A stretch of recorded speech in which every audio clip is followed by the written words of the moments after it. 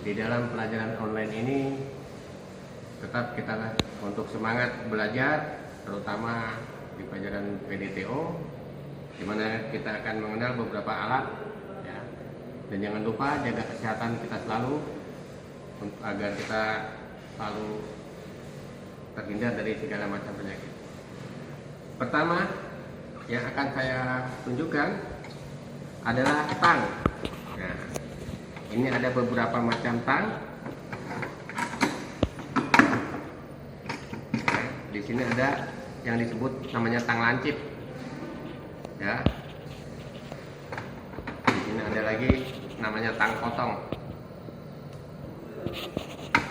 Ini adalah tang kombinasi, di mana tiga tang ini tidak asing lagi karena selalu ada di rumah.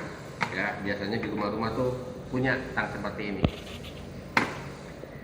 Dan ini ada yang namanya snap ring tang.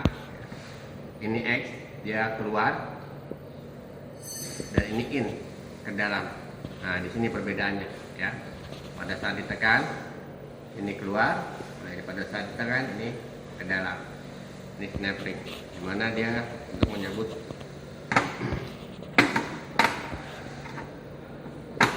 Dan ini ada lagi yang namanya tang setel, dimana tang setel ini dapat disesuaikan kondisinya yang akan di setel. Nah, contohnya seperti ini.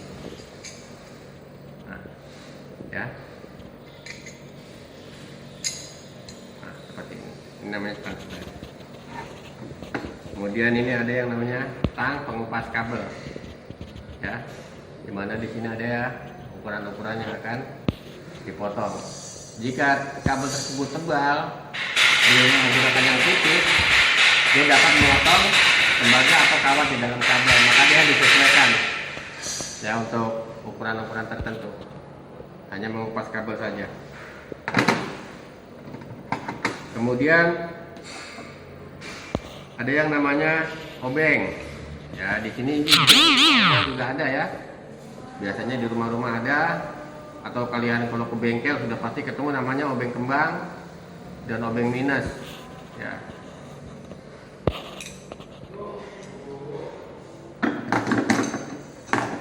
Kemudian kita di sini ada yang namanya klem, ya, dimana dia akan mengklem benda kerja itu dengan kuat. Ini ada kuncinya. Nah, di sini kuncinya, ya. Ini namanya tang buaya, biasanya dikatakan tang buaya, ya, dimana dia untuk mengeklem suatu benda, ya. Contohnya seperti ini, suatu benda diklem, dia disesuaikan dengan drat di sini, ya, seperti ulir, seperti baut. Ini untuk menyesuaikan benda apa yang akan diklem, ya. Perhatikan ujungnya, ya. Akan mengecil, ini membesar. Nah, itu tadi adalah macam-macam tang dan obeng. Dan sekarang saya akan menunjukkan ada yang namanya kunci pas. Ini kunci ring. Kunci pas, kunci ring. Ada juga yang namanya kunci pas ring, pas ring. Selain itu, yang perlu diketahui ada yang namanya kunci nipel, di mana kunci nipel ini adalah kunci khusus biasanya untuk menyetel mur pada kabel rem, ya, untuk hidrolik. Jadi dia masukkan kabel.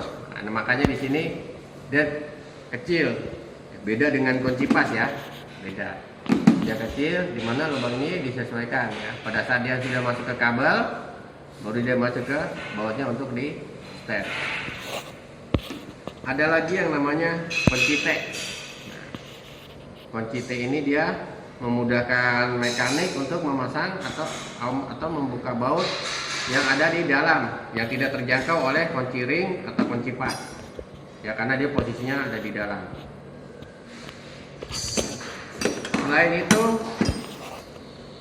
ada yang namanya kunci roda. Ya, kenapa kunci roda seperti ini?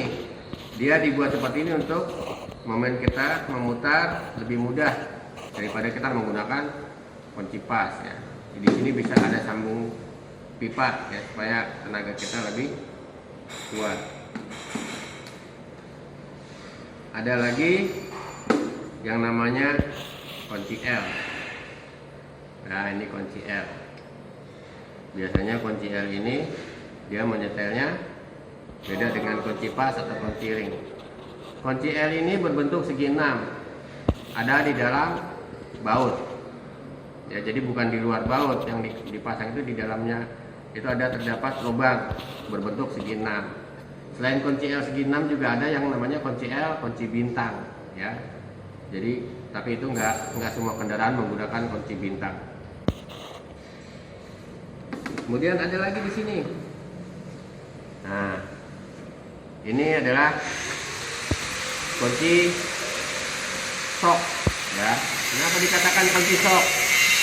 Ya, di sini dia bisa dibongkar pasang. Nah, seperti ini. Ya.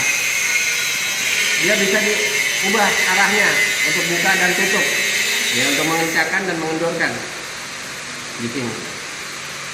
Dan di sini ada sebuah besi di mana gunanya untuk menekan,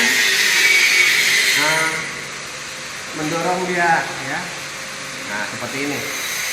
Nah, jadi pada saat dia dipasang, kalau ini tidak ditekan tidak akan terbuka, kecuali pada saat dia tertekan. Nah, seperti ini ya. Di sini ini yang namanya kunci sok. Ini ada yang dikatakan namanya lecet, paket.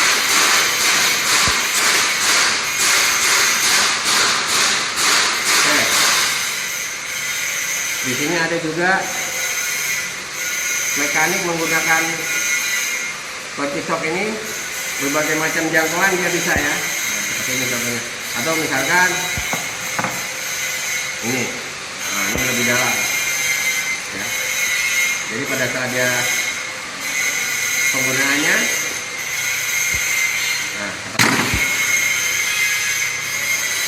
nah seperti ini, ya.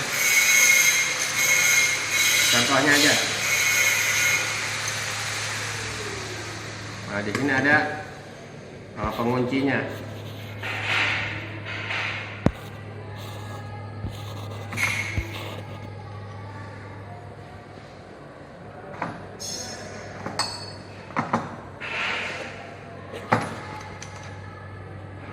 Kemudian di sini ada juga yang namanya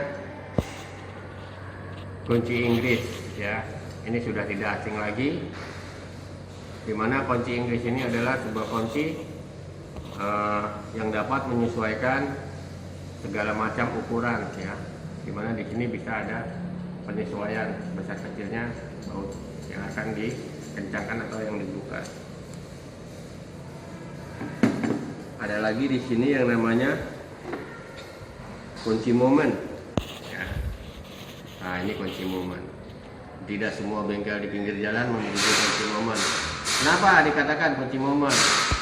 Di sini ada ukuran yang ditentukan, ya. Misalkan ukuran kapasitas, nah, kita bisa pakai kunci ini. Nah, misalkan dia sudah kekuatan atau momen yang sudah ditentukan, pada saat dia sudah kekencangannya sudah mencapai yang kita inginkan, ini tidak akan terus mengencangkan. Keunggulan dari kunci momen ini adalah dia tidak akan membuat baut itu slack, ya. Karena pada saat kekencangan tertentu dia sudah berhenti memutar.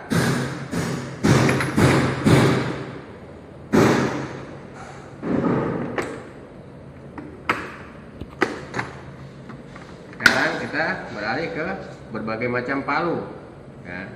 Di sini ada yang namanya palu plastik. Ini namanya palu karet. Di sini ada palu tembaga. Ini adalah palu besi. Di mana macam-macam palu ini kegunaannya berbeda-beda. Ya, pada saat palu karet ini digunakan untuk mengencangkan besi, sudah tidak ideal. Karena apa? Besi itu dari ini. Ya, ini dalam pengerjaan alat tangan. Ya, semua ini alat-alat tangan. Di mana alat-alat tangan ini yang terdapat di bengkel-bengkel otomotif. Sekian dari saya. Semoga pelajaran online ini dapat bermanfaat untuk kalian semua. Terima kasih.